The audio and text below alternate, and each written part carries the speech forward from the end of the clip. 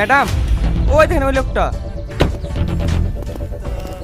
এ রাজু, এত পুলিশ মাঠে ইনকুয়ারি করতে এসছে নাকি?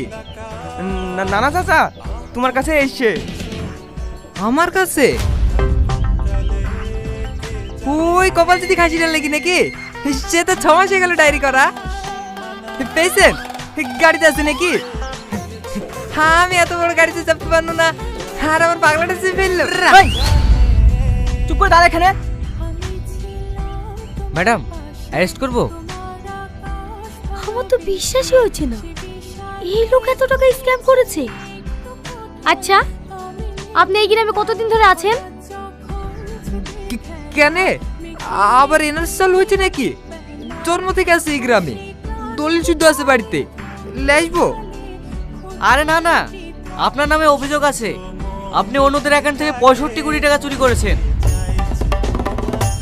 কি কোটি? একই মারছেন নাকি? স্বপ্ন দেখলো ভয় 1 লাখের বেশি দেখতে পারিনি, আর এখানে কোটির গল্প শোনাইতে এসছে। তুই কাকে কি বলছিস? আরে আরে, কথা বলছি তো আমি। আচ্ছা চাচা, একটা কথা বলেন তো, আপনি কি সত্যিই স্ক্যাম করেননি? আপনারা কিসের কথা বলছেন সেটাই তো আমি বুঝতে পারছি নি। অন্যজনের অ্যাকাউন্ট থেকে আপনার অ্যাকাউন্টে বেআইনি ভাবে 65 কোটি টাকা স্ক্যাম করা হয়েছে। এইসব তুমি কি বলছো মা? আমার তো অ্যাকাউন্টই নাই।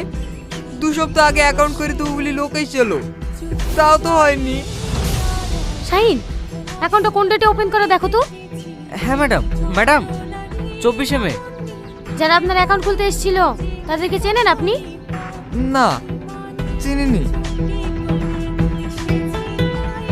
কিন্তু আজকেও আসার কথা আছে জহিরুল অ্যাকাউন্ট খোলার লেগে। আজ কি কটার সময় আসে? এই দুপুরে পর পরে আসে, এতক্ষণ মনে হয় চলে এসছে। গাড়িতে উঠে বসেন। কেন মা, আমি চুরি করিনি। আরে আপনাকে অ্যারেস্ট করছি না, আপনি গিয়ে শুধু লোকগুলোকে চিনিয়ে দেবেন। ও, কিন্তু আমার ছাগল। তোমরা চলো মা, আমি মারদি গেলেও তোমাদের আগে বুঝতে যাবো। ম্যাডাম, পালানোর চেষ্টা করছে।